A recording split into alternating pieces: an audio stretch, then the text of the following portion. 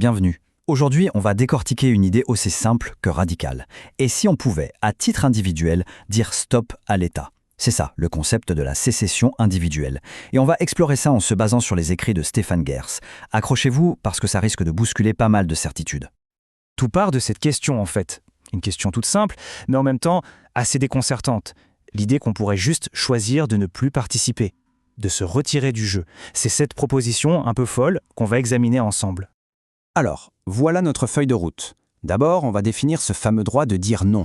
Ensuite, on verra pourquoi c'est compliqué en pratique. Puis, on découvrira le compromis imaginé par l'auteur.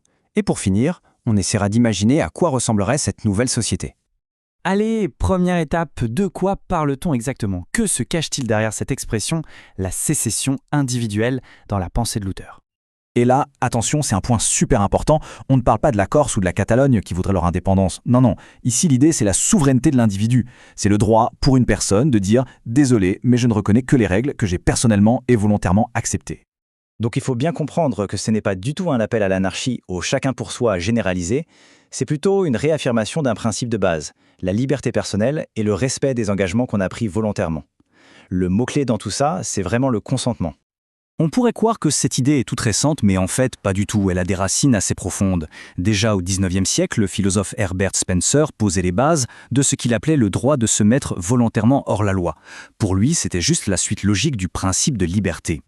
Bon, l'idée est séduisante sur le papier, mais dans la vraie vie, comment ça se passerait? On quitte la philosophie pour se confronter à la réalité du terrain, et c'est là, évidemment, que les choses se corsent un peu.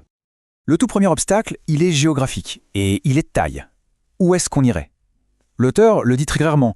L'idée de trouver un petit coin de paradis, un lopin de terre libre de toute autorité étatique, c'est une illusion totale. Chaque centimètre carré de la planète est revendiqué. Du coup, le projet semble un peu voué à l'échec, non?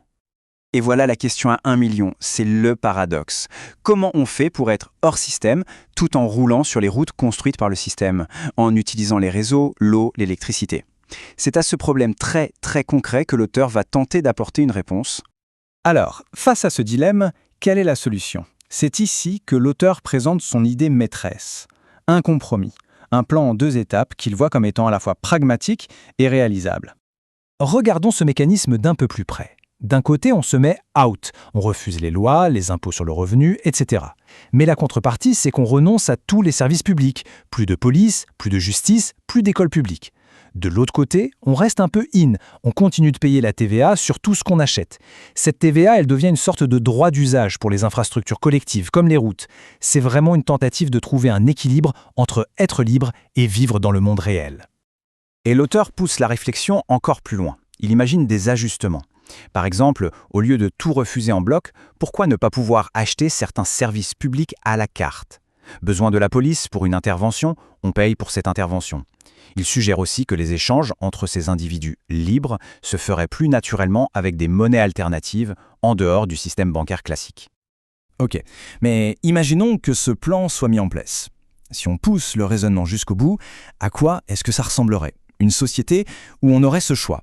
C'est la question un peu vertigineuse qu'on aborde maintenant. Ce que l'auteur imagine, en fait, c'est la coexistence de 2 mondes, qui fonctionneraient en parallèle. D'un côté, les non-libérés, ceux qui choisissent de rester dans le système étatique qu'on connaît.